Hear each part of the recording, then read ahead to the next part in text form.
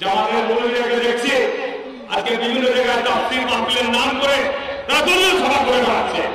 এটি মুনাফিকি, এটি জামাতের সাথে কথা বলা। আপনি তাফসীর করবেন, কোরআন হাদিসের আলোচনা করবেন। আমি বেশ কয়েকটি তাফসীর আলোচনা রেকর্ড আছে, তাফসীর করতে গিয়ে আপনারা সেখানে হাত তুলেছেন, ইসলামের পক্ষে কারা কারা আছেন হাত তুলে। তো স্বাভাবিক আমি একজন মুসলমান, আমি ইসলামের পক্ষে থাকবো। কে কে তারপরে হাত তুলে বলছেন কারা কারা বুলবুলের পক্ষে আছে হাত তুলে। তাফসীরে বসে এই ধরনের আলোচনা এটি মুনাফিক বিষয়ের ভিতরে।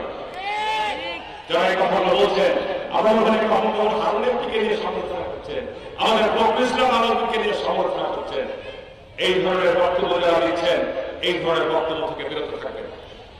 আমার এখানে আমাদের ইসলামের অন্যতম একজন বড় বাংলাদেশ অনেক ফ্যান, অনেক ভক্ত আজহারী সাহেবের তাফসীর মাহফিলের নামে আমার বাড়ির গ্রামের বাড়ির কাছেই লাগানো, সেইখানে আগামী 22 তারিখ মনে একটা তাফসীর মাহফিল করবে। প্রধান তাফসীরকার হিসাবে মিজানুর রহমান আজহারী সাহেব আসবে, কি ঠিক না? এই এক মাস ধরে প্রচার চলছে, এক মাস ধরে চাঁদাবাজিও চলছে,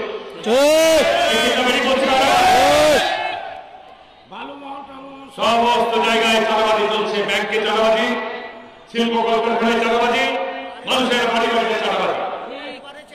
ওটাকে তাফসীরে হচ্ছে আমি মিজানুর রহমান আজহারী ভাইকে অনুরোধ করবো, আপনি এখানে জনতার সামনে হিসাব দেবেন, বিভাগীয় সমাবেশ করবেন জামাতের। তাফসীর মাহফিলের নাম করে কেন? ওই তাফসীরের সভাপতিত্ব করছেন জামাতের আমির আবু জাকির ভাই, ঠিক। প্রধান অতিথিকে নুরুল ইসলাম বুলবুল। তো ভাই এটা তাফসীর না জামাতের তাফসীর? দেখলে কি মানুষ বোকা? মানুষ কি চাল সিদ্ধ করে ভাত খায় না, না চাল চাপিয়ে ভাত খায়? এই সমস্ত বিষয় সম্পর্কে জনগণ অত্যন্ত সজাগ আছে, এই বিষয়গুলো সম্পর্কে অত্যন্ত সজাগ আছে জনগণ। আজকে এই 15 নম্বর ওয়ার্ডের আমি আরো ঘোষণা দিচ্ছি, এখানে দেখি কিছু রাস্তা দাবি করেছে। ইতিমধ্যে এই পৌরসভা উন্নয়নের জন্য দুটো প্রকল্প পাস করা হয়েছে, কয়েকশো কোটি টাকা। 15 নম্বর ওয়ার্ড খুব বেশি টাকা লাগবে। যে কটা রাস্তার কথা বলেছেন ইনশাআল্লাহ আল্লাহ যদি সহায় হয়, আল্লাহ সহযোগিতা দেন, ইনশাআল্লাহ রাস্তাগুলো আমি সম্পূর্ণ করব। এই ওয়ার্ডে দিনতলা এই জায়গাগুলোতে একটু বৃষ্টি হলে জলবদ্ধ হয়ে যায়। প্রথম পদক্ষেপ থাকবে আমার এই বছরের মধ্যে শুরু করব ইনশাআল্লাহ। এই বছরের মধ্যে শুরু করার পরিকল্পনা রয়েছে।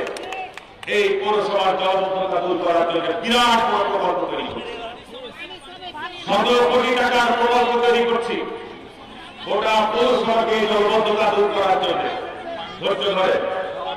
ধৈর্য ধরেন, পানির সংকট, ভীষণ সংকট। বিশেষ করে যারা বাবারা বসে আছে, তারা যেহেতু বাড়ি ঘরে রান্না বান্না ধোয়া মোছার কাজ করে, তারাই সবচেয়ে কষ্টটা করতে হয়, পুরুষরাই কষ্টটা করেন না।